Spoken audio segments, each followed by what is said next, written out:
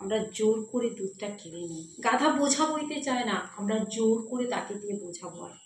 অপরদিকে দেখুন, সিংহ কোনো কাজে আসে না, তাও আমরা সিংহকে দিয়ে কোনো কাজ করানো তো দূরের কথা, তাকে আমরা ভয় পাই, বনের রাজা হিসেবে মানি। তেমনি আমাদের সমাজেও কিছু মানুষ আছে, দেখবেন যারা খুব ভালো মানুষ, খুব সরল মানুষ হয়, তাদের দিয়ে মানুষের চাওয়ার কোনো শেষ থাকে না। ইভেন মানুষ তাদেরকে দিয়ে প্রচণ্ড কাজ করায়।